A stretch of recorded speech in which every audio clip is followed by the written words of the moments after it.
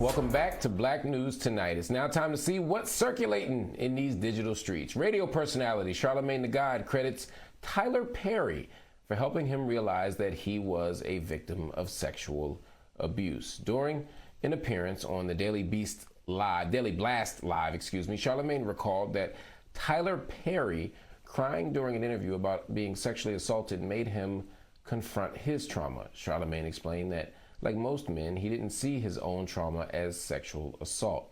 The talk show host says that at the time, all he knew was that he was 8, getting it popping with an older woman, and that it wasn't until his late 30s that he processed this as sexual assault. This is heartbreaking, but very, very, very, very common. We teach the world that black men in particular, but men more broadly, are defined by their sexual conquest, that we're defined by our emotionlessness, that we're defined by our heterosexuality, that we're defined by sometimes misogyny. There's a way that we're not allowed to be vulnerable, that boys, and particularly black boys, aren't allowed to be innocent, that we're not allowed to have a youth. And so when an 8-year-old boy, as Charlamagne was, has a sexual encounter with someone who is older, much older, it's seen as him being advanced, that he's closer to manhood as opposed to him being vulnerable and not ready. You know, when we hear about teachers, high school teachers, you know, having sex with male students, we often celebrate the boy. We pat the boy in the back and say he got lucky as opposed to he was sexually abused or sexually assaulted. We have to create space for that because those very same boys grow up to be wounded. They grow up to be harmed. They grow up to be hurt. And that untreated, unhealed trauma shapes how they navigate the world. It shapes how they navigate relationships.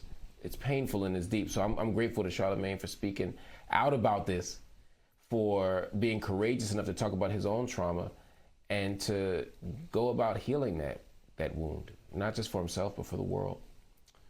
Basketball legend Shaquille O'Neal spoke with the Earn Your Leisure podcast about the important lesson he teaches his kids about the value of $1. O'Neal said, "I tell them all the time, we ain't rich.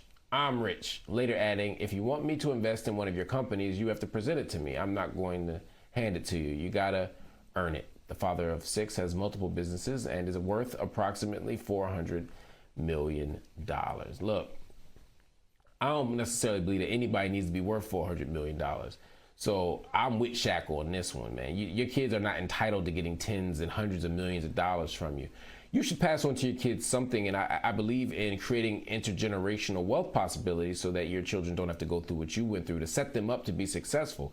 But to just dump tens and millions or hundreds of millions of dollars on their laps makes for lazy kids. It makes for trifling kids. You Kardashianify the world, and we don't need that. I appreciate that. He's making them earn it. And I like the Warren Buffett approach. Look, I might be worth billions, but I'm giving almost all of this away. Y'all gonna get some money now. Y'all gonna be all right.